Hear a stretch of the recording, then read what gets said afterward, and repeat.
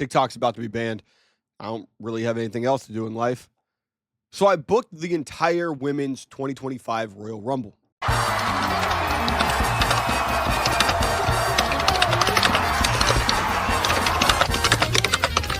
Hey, it is Royal Rumble season, so that means that I am going to book, as per requested by many of you guys, the Women's Royal Rumble and the Men's Royal Rumble. And we are going to start out with the Women's Royal Rumble, going from 1 to 30 and talking about every single elimination until we get to the final winner.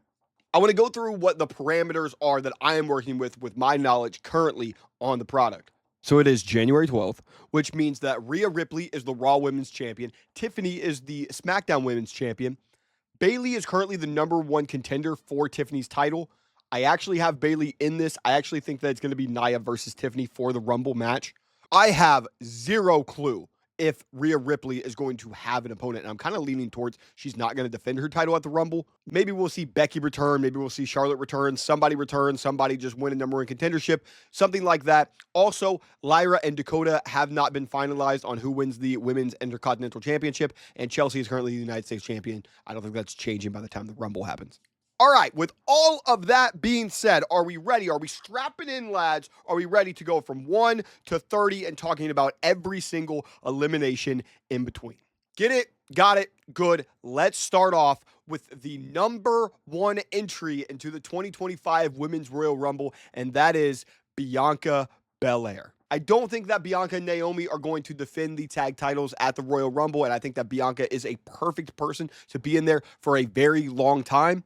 And it also has to do with the second person that I pick, which is Roxanne Perez. Roxanne is officially called up to the main roster, making her main roster debut. I know that she had that match on Raw or whatever, but her real main roster debut here at the Royal Rumble to a huge ovation, very similar to Naomi's return last year. But also, if you want to have Roxanne just look amazing and have all of her cool moves shown off, put her in the ring with somebody like Bianca.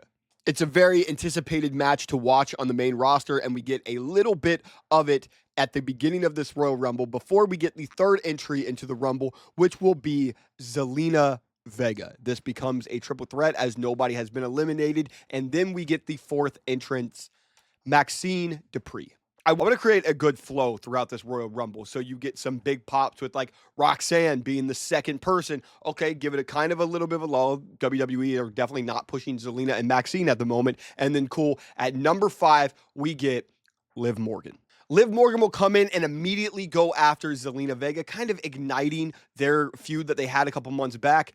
We can see Liv lock up with Roxanne, which will be great. And then we can kind of see Bianca begin to take control of Liv, almost throwing out Liv before we get the number 6 entry into the Women's Royal Rumble. That is Raquel. And that makes Liv so excited for this because now she knows that she can have a tag partner throughout this Rumble match. And that's exactly what happens. With Liv and Raquel, they take out Zelina Vega and they take out Maxxine. And just as Maxxine is thrown out, we see the number 7 entrance come in, which is Natalya. Natalya also thrown out just a couple minutes in from Liv and Raquel. And eventually, with Natalya out, we can have some moments of Liv and Raquel versus Roxanne and Bianca. This can kind of establish Roxanne as a babyface, as I do think that she's going to be immediately a babyface on the main roster. Then at number 8, we will see the Women's United States Champion. It is red, white, and green. It will be Chelsea Green coming in, and Chelsea is going to align herself up with Liv and Raquel to attempt to take down Bianca and Roxanne. And just as that looks like that actually may prove to be effective, we get at number 9, Naomi. Naomi begins to help out Bianca, and it becomes more of a 3 baby faces versus 3 heels in this situation until we get the number 10 entry, Cora Jade. I do think that this should be the debut of Cora Jade as well. I know that there's going to be a lot of NXT integration into this, but I think that NXT has the best women's division in all of probably American wrestling. So I want to put a lot of NXT in here, even if that requires some of the main roster girls not being in this match. I also think it's time to debut Cora on the main roster, and I do think that with her and Roxanne, we can go babyface or we can go heel with them. It doesn't matter either way. But this goes from a 3-on-3 to a 2-on-2-on-2, as Liv and Raquel are attempting to help each other out, Bianca and Naomi are attempting to help each other out, and Cora and Roxanne are attempting to help each other out. And as they're all battling to throw each other over the top rope, we will see the number 11 entrance, Jordynne Grace. Now, Jordynne Grace doesn't align herself up with anybody. She just actually wrecks house against every single wrestler. She doesn't throw everybody over the top rope, but she takes out everybody. She's a wrecking ball throughout this entire match, taking out people like Bianca, Roxanne, Cora, Liv, Raquel, everybody until we get the next entrance as Jordynne Grace flexes and the fans are popping. We see Lash Legend come in. And that is while everybody else is down in the ring. We see a face-to-face between Lash and Jordynne Grace. Lash and Jordynne have a quick face-off. They are the titans of this match. And then everyone just starts to beat up on Chelsea. Chelsea has realized that she's kind of screwed right now. So she's going to take a KOD from Bianca. She's going to get hit by Lash. She's going to get hit by Jordynne. Oblivion from Liv. Chelsea's having a really tough time. But luckily, right as she's about to get thrown out, we see the number 13 entrance into the match, Piper Niven. And just like Jordynne Grace was, Piper Niven comes in to wreck house and to save Chelsea Green.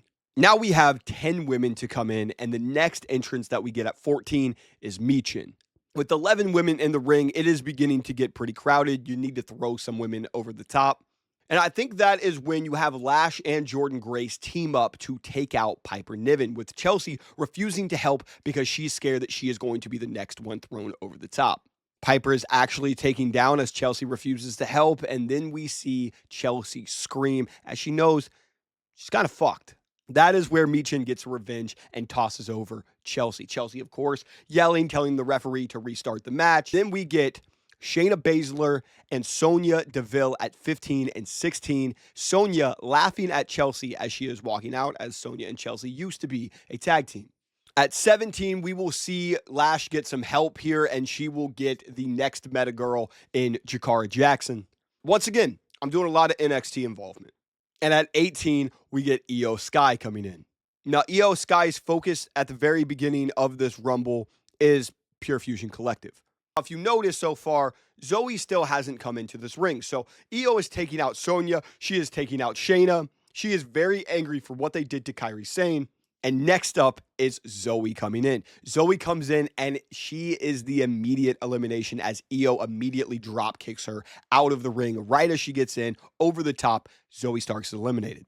Dakota Kai comes in to help out Io Sky, and Dakota and Io eliminate all of Pure Fusion Collective, and Dakota is able to eliminate Raquel, making Liv very worried as she's down to already the 20 spot, but she no longer has her tag team partner.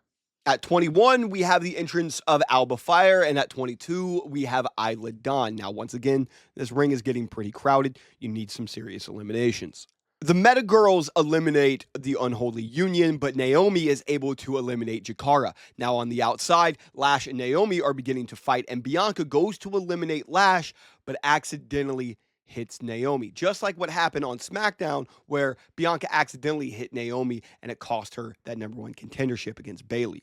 This will obviously cause major tension once again between Bianca and Naomi, leaving people to wonder who exactly is the person that attacked Jade. Now, I would love to know if Jade is ready to be in the Rumble because I would love to book her in this Rumble, but currently I don't know her injury status, so I decided to not book her in this Rumble. Just as Bianca is shocked that she eliminated Naomi, and Naomi just as shocked, Lash Legend takes advantage of that and she eliminates Bianca. Bayley comes in at number 23 and has a standoff with Roxanne and Cora Jade, a definitely looking at the future generation to the past generation here before Bayley is able to eliminate both Cora and Roxanne. Nikki Cross comes in at 24. She goes to the top and she takes out so many of the women all at the same time. She goes next up, tries to take out the rest of the women before she is caught by Lash Legend, who throws out Nikki Cross. Lyra is able to come in at number 25 and she eliminates Dakota, furthering their story after the Women's Intercontinental Championship match. And at 26, we have the return of Alexa Bliss. And Alexa Bliss immediately shifts her focus to Lash, who just took out Nikki Cross, and Alexa is able to get Lash Legend out of this match. And for good measure, she throws out Michin as well. Is Alexa a babyface? Is she a heel? I think that should be a little bit more mysterious. And at number 27, the most popular spot to win the Royal Rumble, we see the NXT Women's Champion, Julia. Now, I have a lot of these women that are going to be in this match called up to the main roster. I think Julia just stays in NXT, but it's very similar to what they did with Roxanne. They just have her have this big moment at the Royal Rumble. I have a lot planned for her in this match, but I think that Julia stays in NXT. But immediately, the moment that you want is everyone being taken out, and you see Julia and Io standing directly next to each other, having a face-off before they begin to fight. Julia catches Io Sky with a vicious knee before Io is able to do her kip up, and then we see the number 28 entrance. It's the return of Asuka. Now we have a stare down between Julia, Asuka, and Io Sky before we see Liv Morgan eliminate Bayley, looking extremely satisfied off that because Bayley was the one that eliminated Liv Morgan last year. And just as that happens, we see the clock hit to number 29, which is Becky Lynch. Becky Lynch comes out to a huge pop, and she immediately goes after Liv Morgan, the woman that says that she retired Becky Lynch, and Liv is shocked at this moment. She thought that Becky Lynch was retired.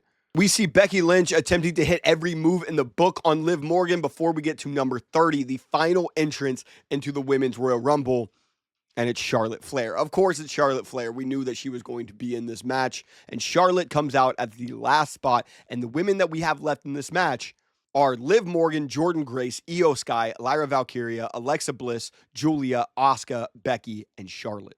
Julia is able to throw out Asuka, which is a shock to Io Sky. And as Jordynne Grace is trying to take down both Lyra and Alexa, we see Charlotte throw her over the top. Becky is able to throw out both Liv Morgan and Lyra, setting up whichever Mania match you want to do with either one of them. I think whatever Becky does, it's either between Liv or Lyra, so set it up in this match. And Charlotte proves that she definitely will be heel going forward, eliminating Alexa Bliss. Whether you have Alexa as more of a babyface or more of a heel or more of a tweener or just like, I don't give a fuck, people are going to be really excited for Alexa's return, and they're definitely going to be excited for Jordynne Grace's debut. So having Charlotte eliminate both of them are definitely going to make people dislike Charlotte. So now we're down to our final four. We have Io Sky, Julia, Becky Lynch, and Charlotte. And the next woman eliminated is Julia. Io Sky eliminates Julia as much as that hurts my heart. I do think it would be really cool to have an NXT woman win this time, but if there was any woman to do it straight up from NXT, I love it being Julia. And just as Io eliminates Julia and they give each other a look of that Rumble look that friends do of just like, fuck, man, I'm going to get you next time. Then we see Charlotte throw Io over the top, and the fans are going to lose their minds as Charlotte takes out one of their other favorite baby faces, but Io hangs onto the rope. We got to tap into the Royal Rumble, cliche tropes here.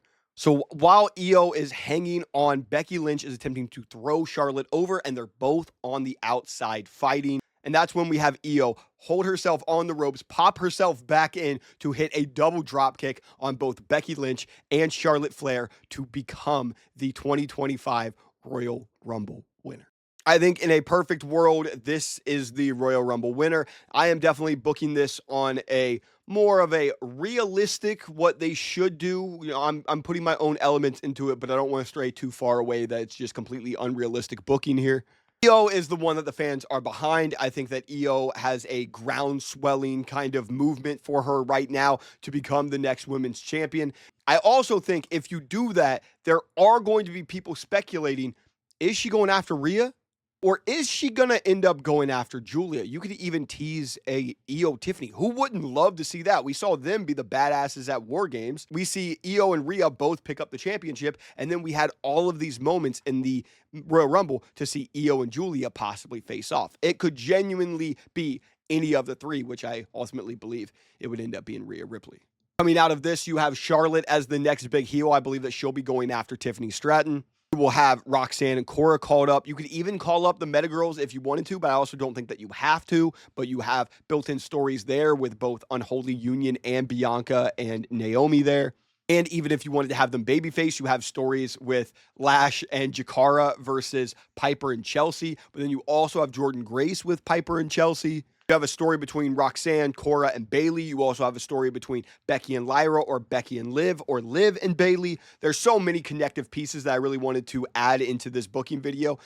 It's not the most in-depth. It's not like my John Cena one where I kind of was booking way more in-depth, but it's talking a little bit about every single entrance, which I think is probably more in-depth than most people are going to do for these kind of videos, to give them a story element before, during, or after this match.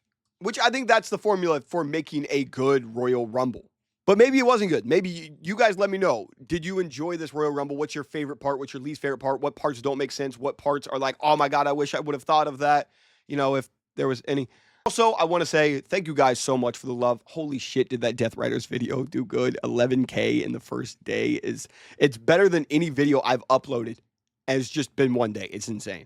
I don't know exactly when this video is coming out. It's definitely going to be a couple days after recording, but hopefully it's coming out this week. That's on editor Johnny here. Thank you guys for watching. I will see you in the next one. You guys let me know what you want me to book next outside of the Men's Royal Rumble, and I will always take those into consideration. Thank you guys for watching.